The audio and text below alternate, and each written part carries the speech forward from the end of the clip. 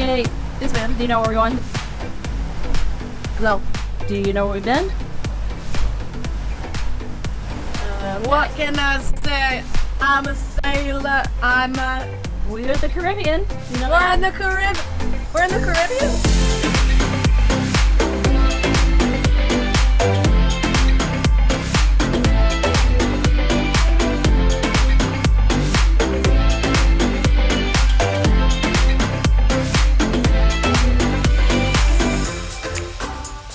Hey guys, welcome back to the show. We made it here to Virgin Gorda. Unfortunately, it's really cloudy, kind of nasty. Looks like it's gonna rain. But the last time we were here, it was absolutely beautiful. The sun was shining, water was crystal clear, the sky was clear, it was beautiful. We were here with Luke and Emily and Finn on our way, headed south to Grenada. But it's been like 10 days since we've been to a town. So we need to get some eggs. We're out of eggs and maybe some fresh produce if they have any. So we're gonna try to find a little store. Then we're gonna head west to Saint something. So let's go.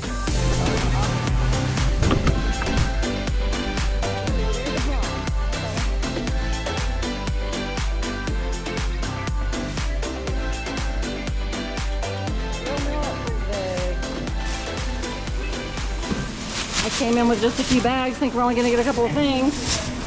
I should have known better. You should know better.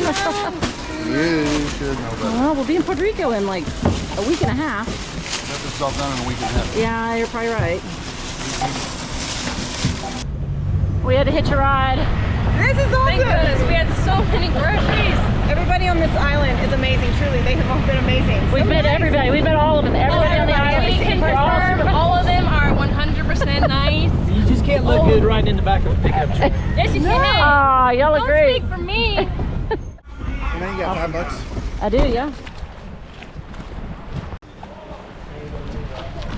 All right, we got legit Costco toilet paper. Yeah, it probably costs twice as much as we'd pay at Costco.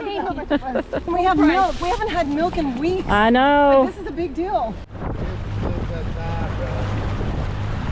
Home sweet home.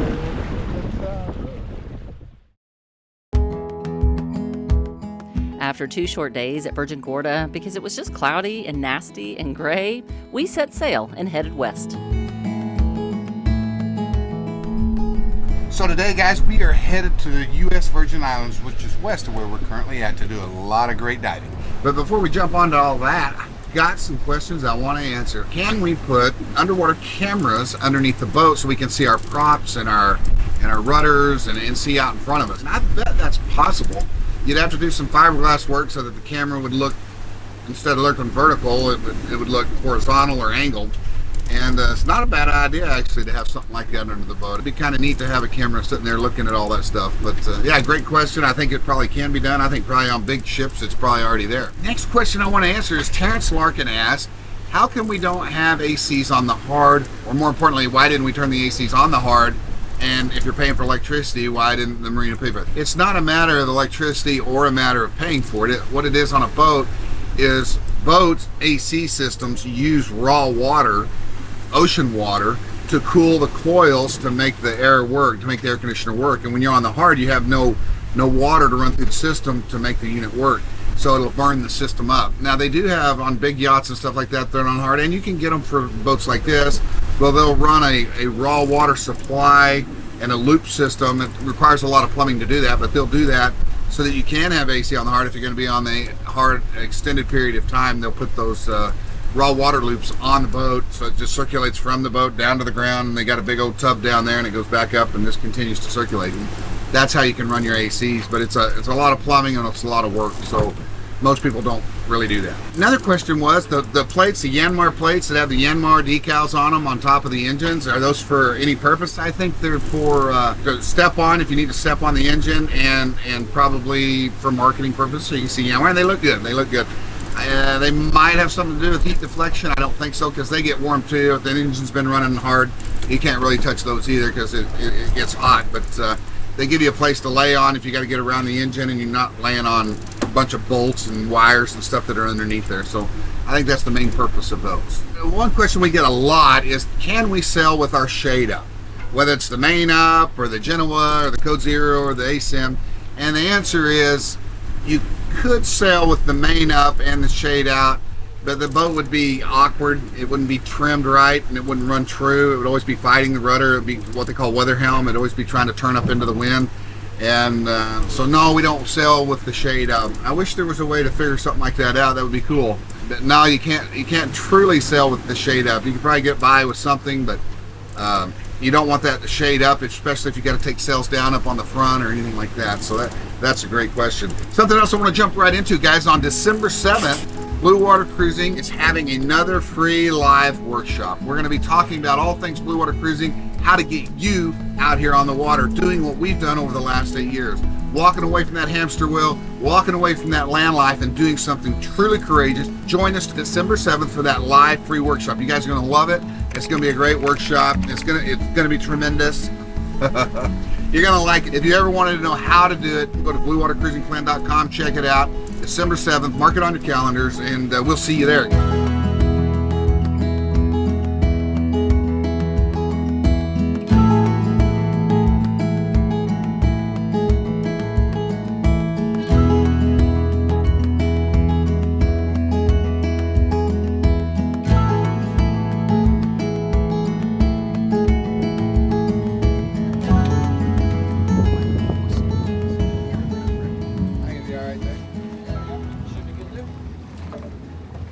Off.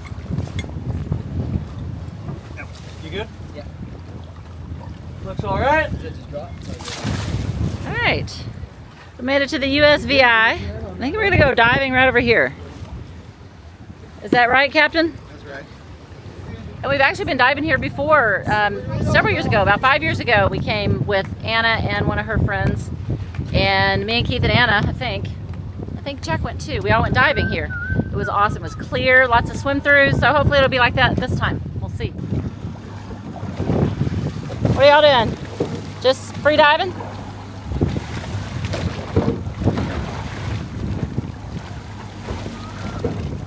All right, Kenzie's gonna go dive in. It's because it do. You've got an open water certification. This is my favorite kind of scuba diving. We're gonna dive right off of the back of the boat here. And so I don't have to get off of a dinghy or climb into the dinghy. I can just get off on the back of my boat, put my gear on, relax. I have a little bit of anxiety when I dive. I've been on hundreds of dives, but I'm still not real good at it. So the surface is always rough, or when the surface is rough, it makes me panic, so I have to get down quick. And once you get below the surface, it's super calm. Everything changes, and it's peaceful. So this is gonna be good. So I don't typically dive with guides or with anybody but Keith. He's the only one I trust. Mitt's gonna go diving again. Diving again. Yeah, this is gonna be a good dive. You'll like this. Oh, that's a love you. Just one of them. Aw, there's a lot of love here. Lots of love. Dina is not going diving. Oh, I'm going scuba diving. She's going snorkeling. The other S. Snorkeling. Can we talk about these? Yes. Y'all get excited to go diving? Yes. Yeah. Exciting. Kate and Keith did this dive yesterday or 2 days ago? Yep. Yesterday. Was it yesterday? It was yesterday, yeah. Yeah. It was yesterday. So, I know. She knows better than I do. yeah. We go on to I'm many like dives. 90% sure. What country are we in?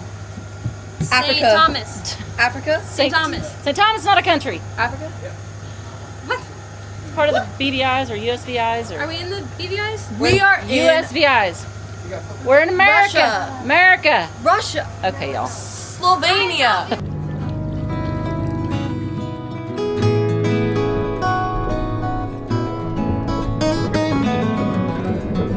Keith has always loved going into caves. Well, these aren't really caves as much as just nice wide swim-throughs. So occasionally I'll follow him through. There's just something peaceful about being under the water, where everything slows down and it's almost like being in another world. A world that only a select few will ever get to see or experience. This was only Mitt's third or fourth dive ever, and he did really good and even braved the swim-throughs.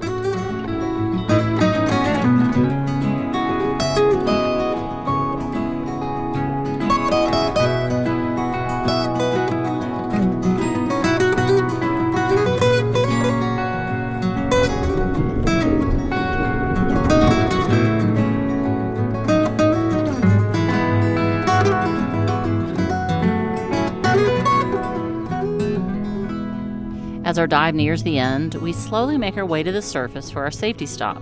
And as you can see, we're only 20 to 30 feet deep most of the time. We locate our mooring ball line and ascend to 15 feet, or about 5 meters, because my watch is in meters instead of feet, and proceed to do our 3-minute safety stop.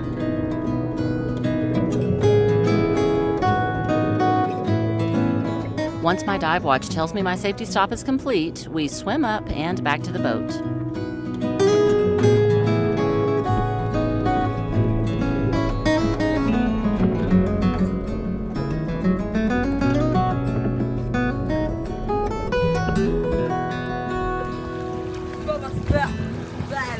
How was it? Did y'all go through all the swim-throughs? Yeah, we went through all the ones that I found. Awesome. I went through most of them. You guys come searching for us. Yes. In the dinghy, yes we did. Why? Because we thought you'd be out of air by then. No, she reserved her air really well. She was keeping up with me. Awesome. How much air you got now? 500 PSI on both. Wow. That's good. Usually, I let it go down with Dad, but Dad's freaking moving. I had 800. Alright. About a year ago, a buddy of mine had a couple of these things called Airlock. And I didn't know what they were. He sold his boat and he just gave them to me. They were brand new in a box and he just gave them to me. So I threw them in a locker and I said, oh, I don't know what they do, but one day I'll hook them up. And our boat always has this musty smell to it. So about a couple months ago, I was scrolling, trying to find the end of the internet on Instagram, and I saw one of these Airlock ads. And it was talking about all these people who put these things on boats, and it takes away the musty smell, and gets rid of the mold in the boat and all that kind of stuff. And I thought, hey, I've got a couple of those. It just jogged my memory. And so I installed those two, and by golly, it works. Keith's latest gadget is the Airlock purifier system for our AC units, which attaches to the AC fan and eliminates musty, moldy boat smell. It was super easy for him to install, and now my family and our guests can breathe easy. Get yours by using the link in the description and use promo code ZATARA10 for 10% off. Okay, as you can see, the blue light is on the Airlock, and the bad boys are working, purifying that air. All right. Smell good already. Smells good already, like roses. This was full. All out of here. And yeah, that's where we keep our trash. We got somebody came by that said he's going to take the trash by the bag, which is wonderful. We'll pay him a few bucks a bag. Absolutely. It's like a purse. Oh, he's taking our trash. Awesome. Oh, he sells ice cream too. What? Kate's getting some money. Yeah. How much are your ice cream bars? $5 each. $5. Everything's Dude, you're making a killing. You buy that crap at Costco? He's no fool. Going to Puerto Rico, a little stocking up. He's smart. crap. I got a bunch of ones and Better pay me back for this 15 bucks. Yeah, well. Better pay me back. You got $15, Kate? There's for the trash. Thank you. All right, thank you for that, man. And by the way, guys, remember December 7th, BlueWaterCruisingPlan.com. If you want to learn about this lifestyle, we're having another great free live workshop. If you want the courage, you want to learn what it takes to get out here and live a different lifestyle, leave all those politics behind, leave all that crap behind, and come out here on the water and live a free life and get out of that rut. December 7th, BlueWaterCruisingPlan.com. Go sign up, check it out. It's free, doesn't cost you a dime, and you can get a lot of your questions answered, and we'll go through that with you guys. We look forward to seeing you guys out there on the water and on that call. And it's going to be a great Zoom call. It's going to be a great time. It's going to be tremendous. It's going to be magnificent.